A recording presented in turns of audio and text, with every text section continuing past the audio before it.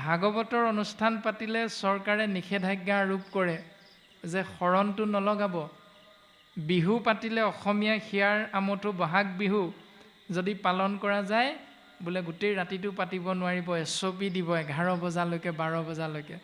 কিন্তু ভোজপুৰী গান DJ বক্সত লগাই যেতিয়া শাওণ মাহত শিৱ ৰাত্ৰি শিৱক উপাসনা কৰিবলৈ আহিব তেতিয়া কিন্তু চৰকাৰে মাত নেমাতে, একো নিষেধাজ্ঞা আৰোপ নকৰে। আৰু সেইবিলাককে শুদ্ধ পথ বুলি ভাবি আমি অসমীয়া যুৱক যুৱতীসকলক সেই নিয়ম পালন কৰিবলৈ কুণ্ঠাবোধ নকৰোঁ। এয়াই হ'ল কলিৰ প্ৰভাৱ। বিহুৰ দিনাৰ পৰা আৰম্ভ কৰি অসমীয়া সমাজখনে গাঁওখনত টলঙা বিহু লং পেণ্ট পিন্ধি ঢোলটো বজাই 2 পেগমান গলাতকৰণ কৰি ৰাতি 1 বজালৈকে সেইটো গাবলৈ বেয়া নাপাওঁ। কিন্তু নামঘৰত ভাওনা বুলি কোৱাৰ লগে লগে ধুতিখন পিন্ধি যাবলৈ বেয়া পাওঁ। গতিকে আমি কি কৃষ্টি সংস্কৃতি ৰক্ষা কৰিম, সেইবিলাক স্বভাৱ আমাৰ প্ৰত্যেকৰে দেখা যায়। সেই স্বভাৱবিলাকতে আমি বুজি পাব লাগিব যে আমি গুৰুজনাৰ কৃষ্টি সংস্কৃতি কিমান সুন্দৰভাৱে ধৰি ৰাখিছোঁ বা ধৰি ৰাখিবলৈ চেষ্টা কৰিছোঁ। কামাখ্যা মন্দিৰত এবছৰৰ মূৰত যেতিয়া কিবা ভাগ হয় তেতিয়া কিমানটা মহ বলি দিয়া যায়।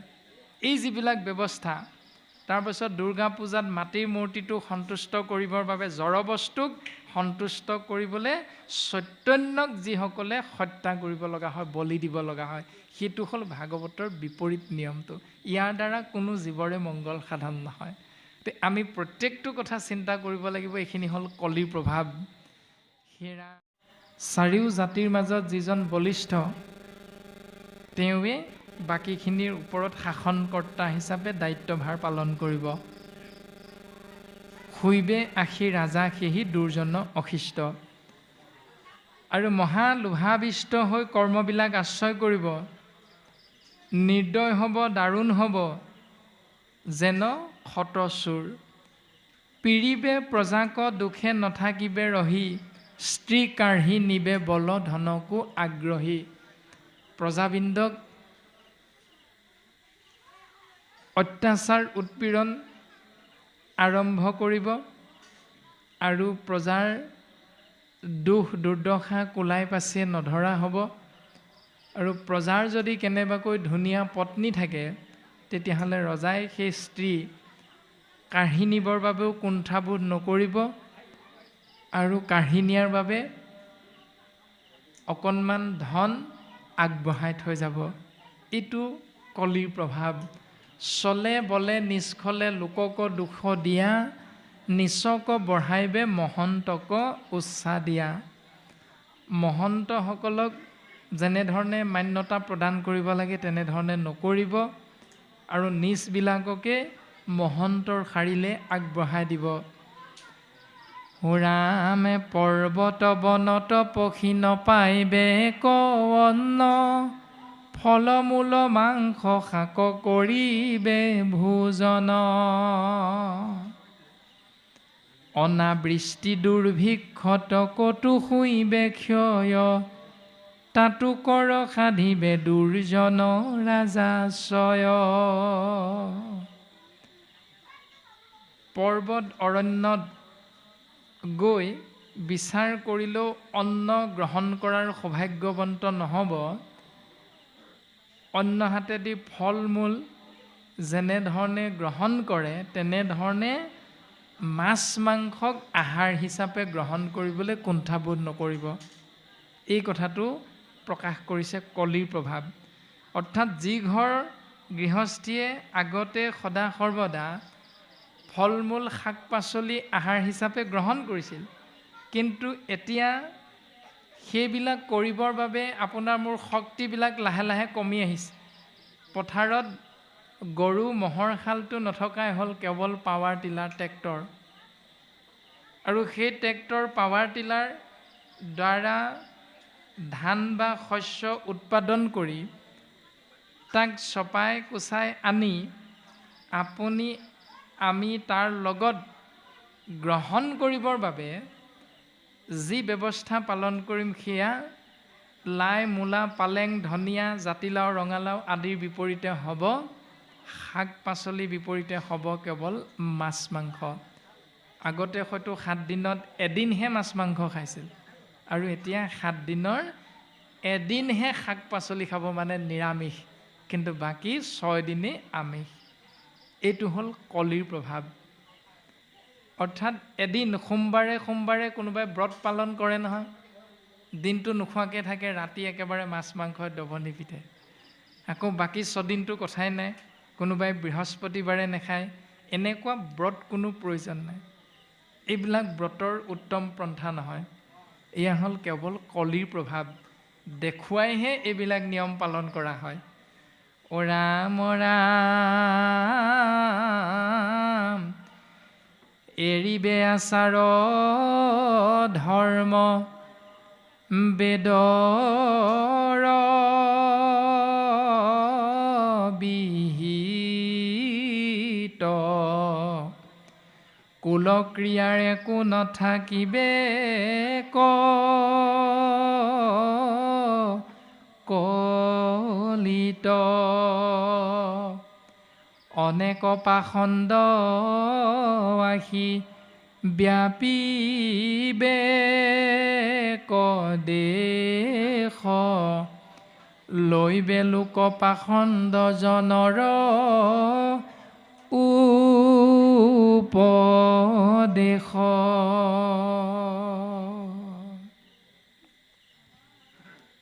বেদৰ বিহিত অৰ্থাৎ বেদে যাক বিহি আছে সেইটোক কৰ্ম। বেদে কৰিবলৈ কোৱাখিনি হ'ল কৰ্ম। বেদে যাক নিষেধিছে সেইটো অকৰ্ম। বেদে যিবিলাক নকৰিবলৈ কৈছে সেইবিলাক হ'ল অকৰ্ম। অকৰ্ম নাচৰি হয় বিকৰ্ম পাতেক। এনেধৰণে কৰ্ম অকৰ্ম বিকৰ্মৰ কথা নিমি নৱসিদ্ধ সংবাদত খুব সুন্দৰভাৱে উল্লেখ কৰিছে। এতিয়া প্ৰকাশ কৰিছে যে এৰিবে আচাৰ ধৰ্ম। কলিৰ প্ৰভাৱত জীৱবিলাকে আচাৰ ত্যাগ কৰিব, ধৰ্ম এৰিব। ক'ৰ পৰা? বেদৰ দ্বাৰা নিৰ্দেশ কৰা সেই ব্যৱস্থাটোৰ পৰা নিজক আঁতৰাই ৰাখিব। উদ্ধৱে প্ৰশ্ন কৰিছিল ভগৱন্ত পুৰুষক, হে প্ৰভু, হে প্ৰাণবন্ধু মোক বুলিও বুজাই, ঋষি সমস্তৰ কিয় একমতি নাই। হে প্ৰাণকৃষ্ণ, প্ৰাণবন্ধু কৃষ্ণ, তুমি মোক কোৱাচোন, ঋষিমুনিসকলৰ মাজত বেদ অধ্যয়ন কৰাৰ লগে লগে জীৱৰ মংগলৰ অৰ্থে এটা মত কিয় নিদিলে? অৰ্থাৎ বেদেনো প্ৰকৃততে কি কৈছে? ঋষিমুনিয়ে কৈছে যে কটু বোলে বেদে কবই জ্ঞানতেহে গতি, কটু বোলে বেদে কবই কৰ্মতেহে গতি। কোনো ঋষিমুনিয়ে ক'লে বেদে হেনো কৈছে জ্ঞান মাৰ্গত গতি, কোনো ঋষিমুনিয়ে কৈছে বেদে হেনো কৈছে কৰ্ম মাৰ্গত গতি। প্ৰভু তুমি মোক উত্তৰ দিয়া। তেতিয়া ভগৱন্ত পুৰুষে বেদৰ মাৰ্গটো দৰ্শন কৰাইছে। সেই উদ্ধৱ তুমি শুনাচোন, অ মহি বিনে বেদে কিছু আনন বখানে, চাৰিও বেদৰ তত্ত্ব অৰ্থ এহি মানে। উদ্ধৱ, বেদে মোৰ বাহিৰে কাৰো কথা কোৱা নাই। অৰ্থাৎ বেদে কেৱল কৃষ্ণস্তু ভগৱন্তৰ কথাহে কৈছে। সেইকাৰণে এৰিবে আচাৰ ধৰ্ম বেদৰ বিহিত। বেদে যিহেতু কৃষ্ণ কথা কৈছে, কৃষ্ণ কথাক এৰি যদি ক্ষুদ্ৰ ক্ষুদ্ৰ দেৱ দেৱতাৰ পূজা কৰা যায়, তেতিয়াহ'লে সেইটো হ'ল কলিৰ প্ৰভাৱ। কুলক্ৰিয়া একো নাথাকিবে কলিত। কলিৰ প্ৰভাৱত জীৱৰ মাজত কুল ক্ৰিয়াৰ বাচ বিচাৰ নাইকিয়া হ'ব। অনেক পাখণ্ড আহি ব্যাপীবেক দেশ। অনেক পাখণ্ডই আহি দেশত পিয়াপি দি ফুৰিব আৰু আমি মনুষ্যবিলাকে সেইসকল পাখণ্ডৰে উপদেশ আশ্ৰয় কৰি জীৱন যাপন কৰিবলৈ চেষ্টা কৰিম। প্ৰমাণ, ভাগৱতৰ অনুষ্ঠান পাতিলে চৰকাৰে নিষেধাজ্ঞা আৰোপ কৰে যে শৰণটো নলগাব। বিহু পাতিলে অসমীয়া হিয়াৰ আমঠু বহাগ বিহু যদি পালন কৰা যায়, বোলে গোটেই ৰাতিটো পাতিব নোৱাৰিব, এছপি দিব 11 বজালৈকে 12 বজালৈকে। কিন্তু ভোজপুৰী গান ডিজে বক্সত লগাই যেতিয়া শাওণ মাহত শিৱ ৰাত্ৰি শিৱক উপাসনা কৰিবলৈ আহিব, তেতিয়া কিন্তু চৰকাৰে মাত নেমাতে, একো নিষেধাজ্ঞা আৰোপ নকৰে। আৰু সেইবিলাককে শুদ্ধ পথ বুলি ভাবি আমি অসমীয়া যুৱক যুৱতীসকলক সেই নিয়ম পালন কৰিবলৈ কুণ্ঠাবোধ নকৰোঁ। এয়াই হ'ল কলিৰ প্ৰভাৱ। পাখণ্ডবিলাক আহি আমাৰ দেশত সোমাই পশ্চিমীয়া কৃষ্টি সংস্কৃতিৰ মাজত আমি অসমীয়াবিলাকক যিকোনো প্ৰকাৰে চল চাতুৰিৰে সোমোৱাবৰ বাবে চেষ্টা কৰিছে। আৰু আমি অসমীয়া হিচাপে এজন সৎগুৰু শংকৰদেৱক পায়ো আমি সেইজনালে পাহৰি দুৰ্গা পূজা, গণেশ পূজা, শিৱৰাত্ৰি আদিক আমি পালন কৰিবলৈ কুণ্ঠাবোধ নকৰা হ'লো। 365 দিন এটা বছৰত থাকে, তাৰে 364 দিনমান এজন ঈশ্বৰক উপাসনা কৰোঁ বিদ্যালয় বাৰাণ্ডাত, আৰু এদিনৰ বাবে মাত্ৰ আমি সৰস্বতী পূজাভাগ আয়োজন কৰি দিওঁ।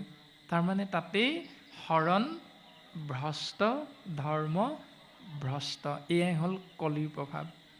এনেকৈ এদিনৰ বাবে সৰস্বতী পূজা পাতিলোঁ, কলিৰ প্ৰভাৱত আমি মোহাচ্ছন্ন হ'লোঁ, প্ৰভাৱিত হ'লোঁ। লাহেকৈ গণেশ পূজাভাগ আহিলে, সেই ৰাইভাগো পাতোঁ ধৰা, সেইভাগো পাতিলোঁ। তাৰপাছত আকৌ দুৰ্গা পূজা আহিল। এনেধৰণে কৃষ্ণদেৱক এৰি ক্ষুদ্ৰ ক্ষুদ্ৰ দেৱতাৰ চৰণলৈ আগবঢ়া মানে বেদৰ বিহিত সত্য শুদ্ধ পথটো এৰাৰ বাবে এইটো হ'ল কলিৰ প্ৰভাৱ জীৱৰ ওপৰত। ৰাম ৰাম চাৰিও আশ্ৰমী শৈবে গৃহস্থ নয়, ভাৰ্যাৰ কুটুম্বে শৈবে সুহৃদ নিশ্চয়। চাৰিও আশ্ৰমী গৃহস্থীৰ দৰে হ'ব, আৰু ভাৰ্যাৰ কুটুম্বসকলে সুহৃদ হৈ পৰিব। প্ৰমাণটো পাইছোৱে সকলো, এয়া কলিৰ প্ৰভাৱ। চাকৰি কৰা ককায়েকজনে ঘৰতে দিন হাজিৰা কৰা ভায়েকজনক টকা 50,000 বা 1 লাখ টকা দি কিবা এটা ব্যৱস্থা দিবলৈ স্থায়ীভাৱে চিন্তা নকৰে। অন্য হাতেদি পত্নীগৰাকীৰ যদি ভায়েক থাকে, সম্পৰ্কত খোলখালি হ'ব, তো খোলখালি কিবা এটা বিপদ হোৱাৰ লগে লগে কিন্তু সেইটো দায়িত্ব পালন কৰিবলৈ বৰ বেছি সময় নালাগে। এইটোৱে হ'ল কলিৰ প্ৰভাৱ, আৰু সেইটো চলিয়ে আছে।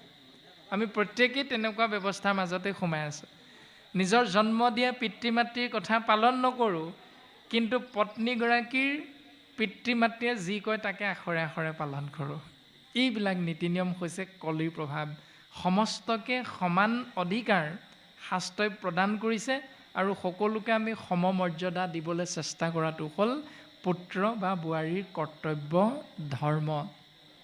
নিজৰ দেউতাক যেনেকৈ পিতৃদেৱো ভৱ, ঠিক তেনেকৈ পত্নীগৰাকীৰ জন্ম দিয়া পিতৃকো পিতৃদেৱো ভৱ, অৰ্থাৎ ঈশ্বৰ জ্ঞান কৰিব লাগিব।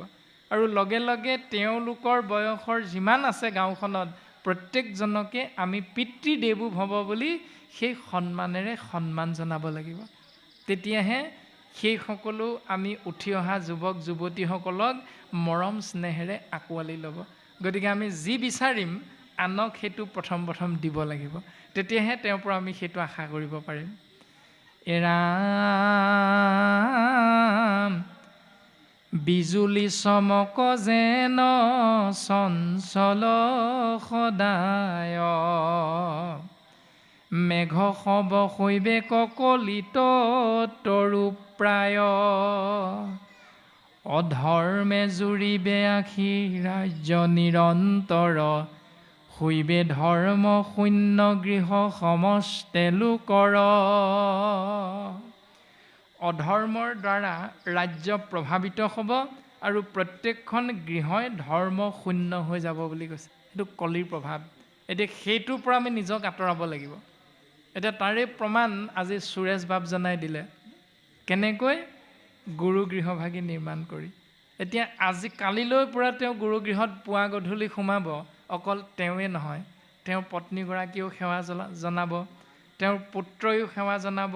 গতিকে তেওঁৰ গৃহৰ মধ্যে থকা প্ৰত্যেকজনাই যেতিয়া পুৱাতে ঈশ্বৰ সেৱা কৰিব, লগে লগে কলি সেইখন গৃহৰ পৰা পলাই পত্ৰং দিব। এই দৰ্শন প্ৰকাশিত হৈছে। এতিয়া ধৰ্ম শূন্য নহয়, ধৰ্মক আমি আশ্ৰয় কৰিবৰ বাবে এনেধৰণে যদি প্ৰত্যেকজনাই শক্তি অনুসাৰে আমি গুৰুগৃহভাগ নিৰ্মাণ কৰি ল'ব পাৰোঁ, তেতিয়াহ'লে পুৱা গধূলি ঈশ্বৰ চিন্তাৰ মাজেৰে যিখন গৃহ পৰিচালিত হ'ব, সেইখন গৃহত কলিৰ প্ৰৱেশ নকৰিবৰ বাবে ৰাজা পৰীক্ষিতে কলিক প্ৰথম স্কন্ধতেই আজ্ঞাটো দি থৈ গৈছে যে সাৱধান কলি, যিখন গাঁৱত নিৰন্তৰে কৃষ্ণ নাম আশ্ৰয় হ'ব সেইখন গাঁৱত তই কোনোপধ্যে প্ৰৱেশ নকৰিবি। যিখন গৃহত পুৱা গধূলি ঈশ্বৰ চিন্তাৰে জীৱন আগবঢ়াব সেইখন গৃহত তই প্ৰৱেশ নকৰিবি। কিন্তু পঞ্চশুনা পাপ যিখন ঘৰত থাকিব তাত তই প্ৰৱেশ কৰিবি। এই দৰ্শনটো দিছে। এতিয়া আমি পঞ্চশুনা পাপেৰে ঘৰখন চলাম নে গুৰু সেৱাৰ মাধ্যমেৰে আমি পুৱা গধূলি চিন্তা কৰি আমি জীৱনটো আগবঢ়াই নিবলৈ চিন্তা কৰিম, চেষ্টা কৰিম, এইটো ব্যক্তিজনৰ নিজৰ ভাৱনাৰ ওপৰত নিৰ্ভৰ কৰিব। কাৰণ ভাৱেই হ'ল ভক্তি, ভাবিলেই ভগৱন্তক পায়। যে ভগৱন্ত পুৰুষ প্ৰত্যেকৰে হৃদয়ৰ মাজত আছে, হৃদয়ৰ মাজত ভগৱন্ত পুৰুষ থকাৰ পাছতো আমি মনুষ্যক ঈশ্বৰ বুলি নাভাবি বা চাৰিমুঠি জীৱক ঈশ্বৰ বুলি নাভাবি জড়ক ঈশ্বৰ বুলি ভাবি জড়ক সন্তুষ্ট কৰিবলৈ গৈ চৈতন্যক আপুনি আমি বধ কৰোঁ বা হত্যা কৰাৰ যিবিলাক উদাহৰণ আমি পাই থাকোঁ।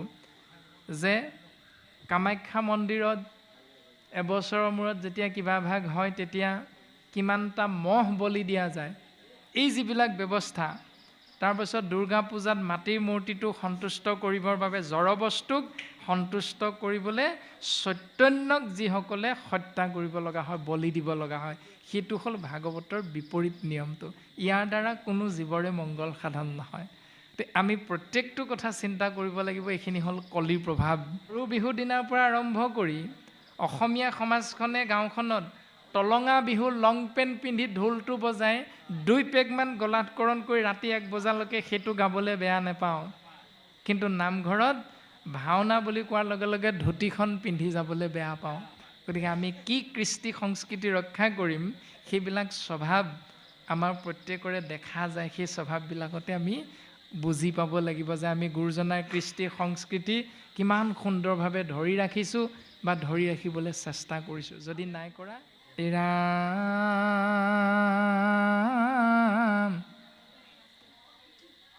পৰম দুষ্মহ চেষ্টা শৈব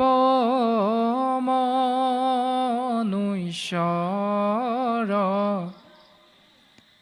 ধৰি বেগাধৰ ধৰ্ম লোক নিৰন্তৰ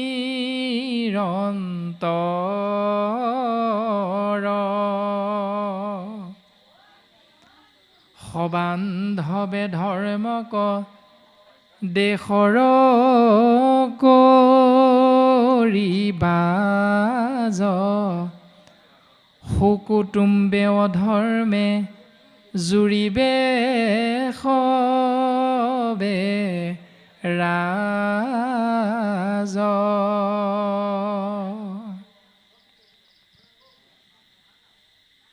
মানুহবিলাকে কৰ্মত কেৱল গাধৰ ধৰ্মটোহে আশ্ৰয় কৰিব। গাধৰ ধৰ্ম মানে গাধই যেনেকৈ তাৰ পিঠিত গৰাকীয়ে তুলি দিয়া বোজাটো এঠাইৰ পৰা আন ঠাইলৈ লৈ যাবলৈ কুণ্ঠাবোধ নকৰে, ঠিক তেনেধৰণে আমিও মোৰ ল'ৰা, মোৰ ছোৱালী, মোৰ মাটি, মোৰ সম্পত্তি, মোৰ গাড়ী, এই ভাৱনাযুক্ত হৈ আমি কৰি থকা কৰ্মখিনিকে শাস্ত্ৰই গাধৰ ধৰ্ম বুলি উল্লেখ কৰিছে। শ্ৰীৰাম পাখণ্ড আগমে কৰিবে কবে দলোপ হেন দেখি ঈশ্বৰৰ হৈবে মহাকোপ গত প্ৰায় ভৈল যে বেকলি দুৰাচাৰ ভগৱন্ত শৈৱন্ত আপুনি অৱতাৰ। এনেকৈ পাষণ্ডৰ প্ৰভাৱত কলিৰ দ্বাৰা প্ৰভাৱিত হৈ জীৱৰ অধোগতি হোৱা দেখি সন্ত মহন্তৰ ওপৰত অত্যাচাৰ উৎপীড়ন হোৱাৰ লগে লগে দুষ্টক দমনৰ হেতু অধৰ্মক বিনাশ কৰি ধৰ্মক পুনৰ প্ৰতিষ্ঠাৰ হেতু ভগৱন্তই এই ধৰাধামত আহি অৱতাৰ ধাৰণ কৰিব। আৰু এভাগী উপদেশেৰে গুৰুজনাই আমাক উপদেশ দিব বিচাৰিছে। ৰামে শুনা সভা সদ পদ মহাভাগৱত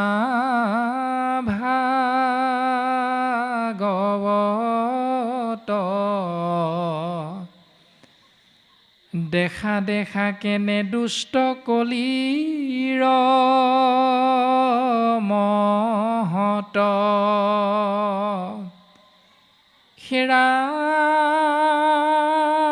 হেৰাম হেন জানি সত্তৰে সুয়োগ সাৱধান কৃষ্ণ বিনে কলিত তাৰণতা নাহি আন।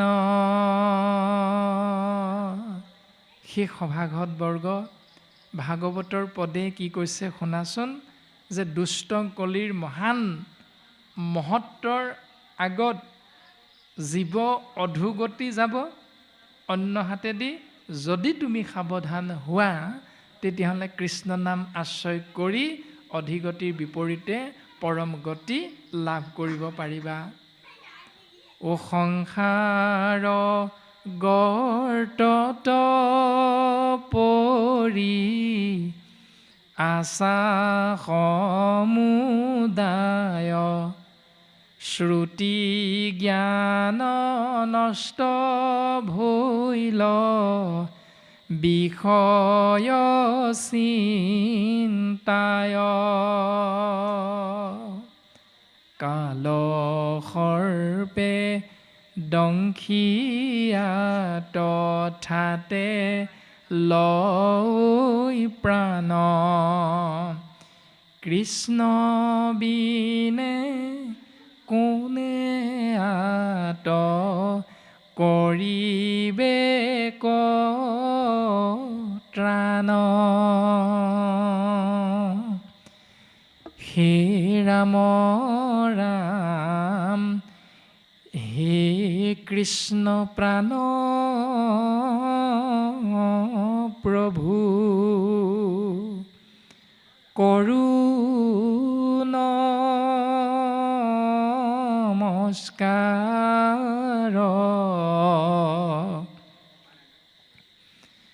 দীনয়নাথক প্ৰভু কৰিও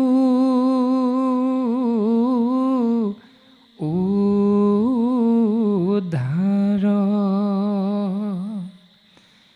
কৃপাময় মহেশ্বৰ অনাথ নাথ কৰোঁ শোকাতৰ চৰণত থৈয়া মাথ হেৰা মই ভুঞ্জো যদি নিজ কৰ্মৰ বিপাক মোৰ মনে তথাপিতো নেৰোক তোমাক ৰাম সৰ্বদায়ে তোমাৰ ভিতৰ শোক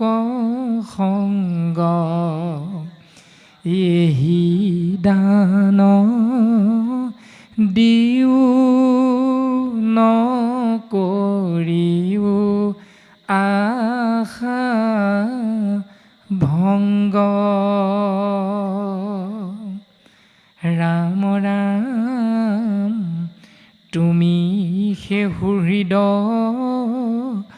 আত্মা পৰম বান্ধৱ জানিয়া বিক্ৰয় গৈলো তোমাত মাধৱ মৰণ সংকটে প্ৰভু নচাৰিবা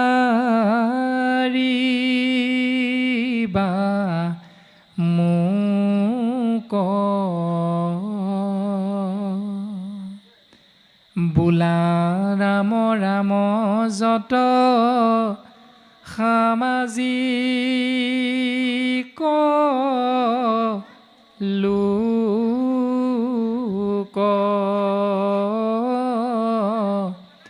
কৃষ্ণ হৰি ৰাম ৰাম ৰাম ৰাম।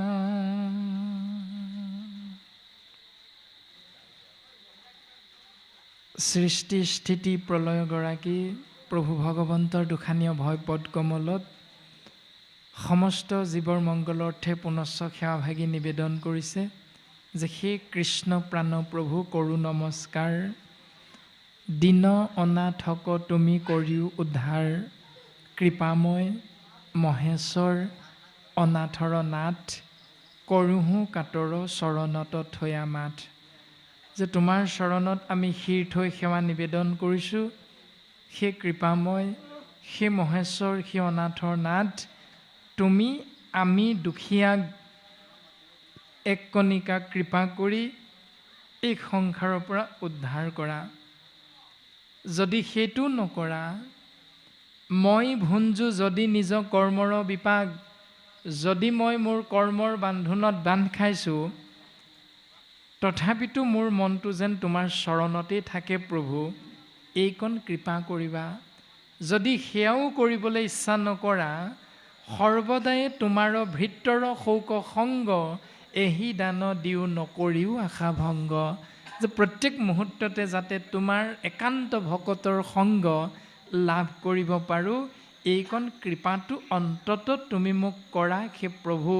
কিয়নো তুমিহে সৌহৃদ তুমিহে আত্মা তুমিহে পৰম বান্ধৱ জানিয়া বিক্ৰয় গৈলো তোমাত মাধৱ। সেই মাধৱ তুমিয়ে যে জীৱৰ সুহৃদ তুমিয়ে যে আত্মা তুমিয়ে যে সমস্তৰে পৰম বান্ধৱ এই সত্যক পৰিচয় লাভ কৰি তোমাৰ নামতে আমি বিক্ৰী হৈ গ'লোঁ প্ৰভু। তুমি আমাক সেৱক হিচাপে দাস হিচাপে তুমি এক কণিকা কৃপা কৰা। এতিয়া বাপজনে সুধি থকা প্ৰশ্নকেইটাৰ উত্তৰত গুৰুজনাই এনেকৈয়ে ক'লে যে তোমাৰ নামে তোমাক পুজিম গধূলিও পুৱা।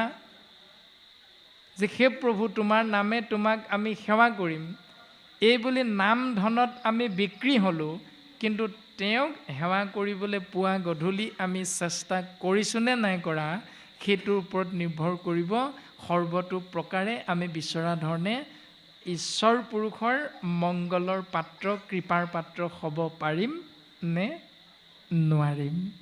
গতিকে আমি কৰ্মৰ দৰ্শন শাস্ত্ৰ ইতিমধ্যে আমাক সিদ্ধান্ত দিছে। কৃষ্ণ গোবিন্দ মাধৱ ৰাম।